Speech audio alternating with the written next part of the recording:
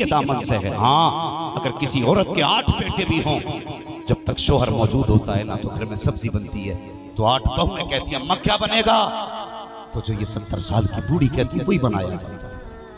हाँ, उम्र 80 साल होती है फिर भी हाथों के कंगन इसको सेब देते हैं।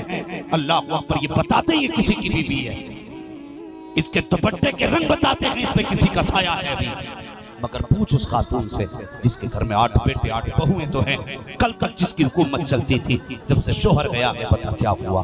वो कहेगी जब शोहर था तो खाना मेरी मर्जी से बनता था, जब से शोहर गया है आज बिन मांगे रोटी भी नसीब नहीं होती। ये शोहर होता है, बिन मांगे रोटी भी नहीं मिलती है। और माँ बहनों तुम्हें क्या लगता है इसलिए शोहर से लड़ जाती हो कि तुम्हारा बाप पाल लेगा, भाई पाल लेगा? अरे बेटियां तो बड़े बड़े राजाओं से न पली, ये क्या पाल लेंगे? खुदा की कसम, कितना भी बड़ा दयावान हो, कितना भी बड़ा पैसे वाला हो, भरोसा मत करना, इसलिए कि समाज इतना जालिम हो चुका है।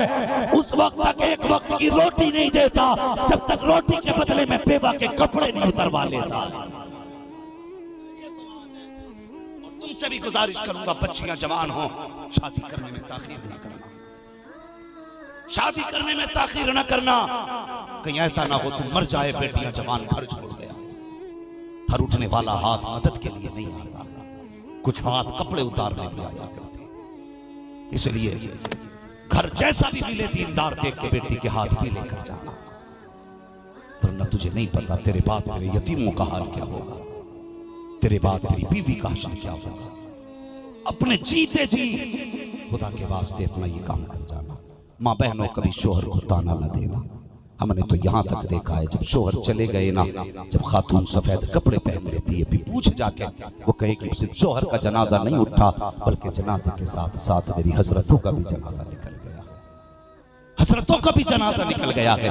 वो घर में बेवा माँ हो ना, कभी उससे पूछ लिया कर माँ बता आज क्या बने, पूछ कभी माँ से अम्मा आज तेरी मर्जी का खाना बनेगा। बीवी को होटल में ले जाके तो कहते हो बता तेरी कौन सी मर्जी है, चिकन चंगेजी खाना के कौन सा चिकन, 10 वैरायटियां। वो कहती मुझे ये खाना, तुम हाथ रख देते हो ठीक है यही आएगा। कभी एक बार माँ के कदमों में बैठ के कहे माँ आज जो तू कहेगी वो पकाया जाए, ऐसे कह कभी बेवा माँ से, अल्लाह की कसम तेरे चेहरे में उसे अपने शोहर की मेहरबानियां नजर आ जाएंगी। हाँ, वो खुशी के आंसू गिरा के दिखा देगी। मेरी बहनों, कभी शोहर को बद्दुआ न देना। हर आने वाली आफत के लिए दीवार है शोहर। तुझे क्या पता शोहर क्या है। सैयदा आमीना जिस दिन से अब्दुल्ला गए हैं, सुबह को भी रोती हैं, शाम को भी रोती हैं। अल्लाह अकबर, कितना दर्द था हजरत आमीना की। हजरत आमीना के आंसुओं में सोच भी नहीं सकते। और यार बता तो सही, आमीना तो वो है जिन्होंने शोहर का जनाजा तक नहीं देखा, मरने के बाद शोहर का मुंह तक नहीं देखने जिन्हें मिला, वो आमीना है। अल्लाह अकबर, दर्द कितना है। फरमाती ना एक दिन में परेशान थी, बहुत परेशान थी। कहती मैंने आसमान की तरफ देखा, धूप की शिद्दत थी, पसीना आया, जैसे माथे पे पसीना आया मैंने साफ किया, जैसे पसीना साफ किया है मेरे हाथ से खुशबू आने लग जाती है। कहती मैंने उस पसीने को दुपट्टे से साफ किया, दुपट्टे से खुशबू आने लग गई। कहती उसके बाद मैंने जिस जगह पे बैठी थी उस जगह पे जमीन पे हाथ रगड़ा, कहती मिट्टी से खुशबू आने लग गई। कहती अल्लाह अकबर, मैं बड़ी परेशान थी उस वक्त। एक तो मक्का की औरतों को हसद ये था कि अब्दुल्ला आमीना के हिस्से में क्यों आए हैं। कहती इधर मेरा शौहर का इंतकाल हुआ और अरब का दस्तूर ये था अगर किसी का शौहर इंतकाल कर जाए तो खुशबू नहीं लगानी है। कहती मुझे डर था समाज क्या कहेगा, ये दुनिया क्या कहेगी। कहती मैं खुशबू छुपाते छुपाते परेशान थी, लेकिन खुशबू है कि थमती नहीं है। इतनी खुशबू फैल गई, इतनी खुशबू फैल गई। सैयदा कहती है उस खुशबू ने मेरी घर की हदों को पार किया, पड़ोस के घर तक जा पहुंची है। औरतें बातें करने लग गई। अब्दुल्ला का इंतकाल हुआ, आमीना खुशबू लगा रही है। अल्लाह अकबर। कहती मारे खैरत के मैं घर से ना निकली, मैं तो घर के अंदर कैद होके रह गई।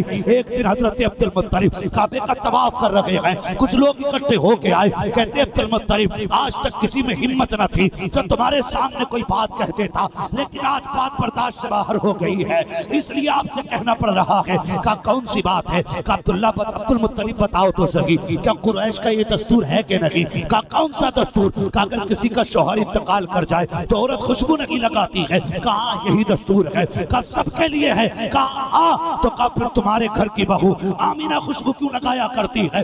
इतना सुनना था, हजरत अब्दुल मुत्तलिब की आंख में आंसू आ गए, गर्दन झुक गए। आवाज आई, अब्दुल मुत्तलिब इन्हें वापस भेज दे, गम ना कर, हम तुझे भी जानते हैं, अपनी आमीना को भी जाना। अल्लाह अकबर का घर जा। हजरत अब्दुल मुत्तलिब घर आए।